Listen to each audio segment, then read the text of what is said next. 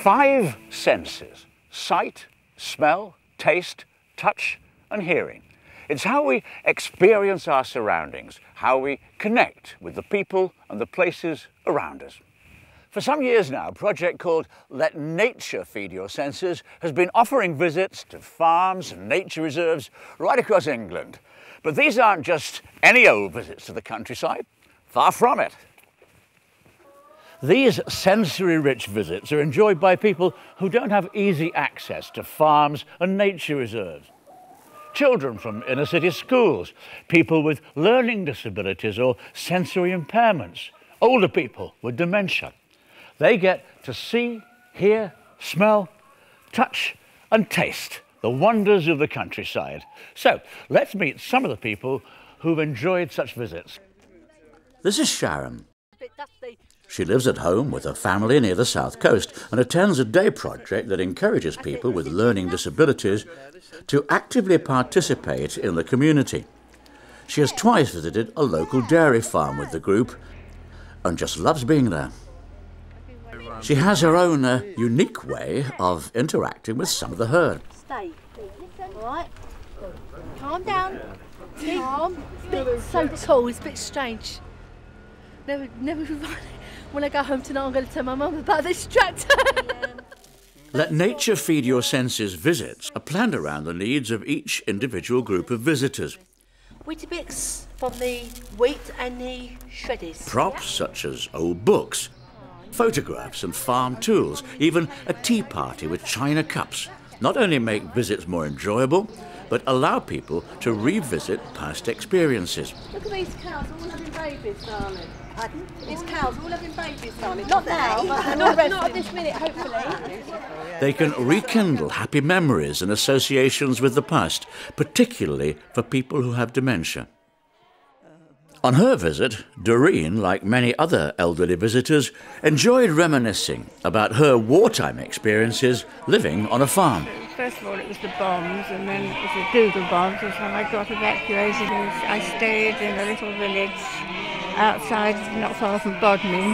Not many sheep, no, mostly cows. Yeah. It was a milk farm, Okay. dairy farm, I should say. So I used to walk the dogs around. It's great that you've come out today and that you can. It's lovely, you can yeah, get out it's to lovely. Back to old times for me. Lovely to meet such nice gentlemen.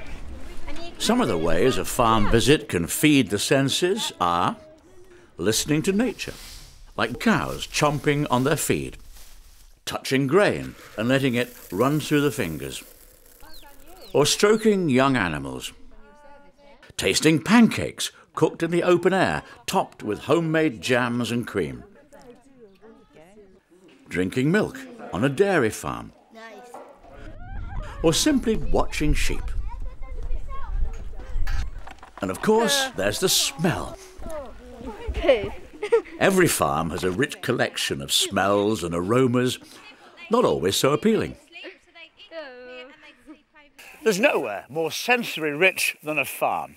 And the benefits of a well-organised, active visit run by a trained and experienced host are enormous. An evaluation by the University of Essex into the impact of sensory-rich visits concluded that the well-being of many of those taking part had actually improved as a result.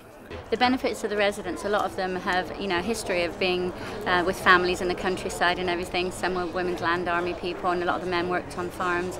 And it's not only healthy, it's also good for reminiscing for people with dementia, because it brings back the happy times in their lives, and it can actually bring peacefulness to them. It helps them sleep better, so it enables the home to run better and just to be out there and be free. So, what can you do? Well, the answer is simple. Get involved. If you're working in healthcare or with a community group, think about organising a sensory visit. In that way, people can explore nature, food and farming in a safe environment and in a way that can build confidence and do wonders for their well-being. It's been profound, it's changed my life in lots of ways, to the fact that now we've been able to approach a funder that's been helping us for the last few months and tell him about Let Nature Feed Your Senses and the work that we've been doing, especially around bread making. And they are considering now funding us in quite a major way.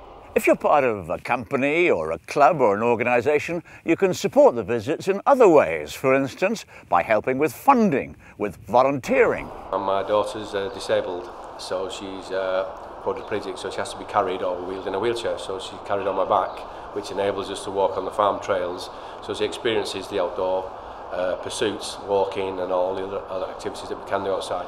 The animals she really enjoys if they approach her carefully, and I just lean so she can actually touch them, but she gets excited, but she wriggles around in the sensory experiences, but she really does enjoy it. So the sensory elements of our visits involve all the senses, and that is critical to the visits, that we give people a chance to touch, smell, see, hear and taste various things around the farm. There's a tremendous interaction if you can achieve this, and people benefit from all the senses.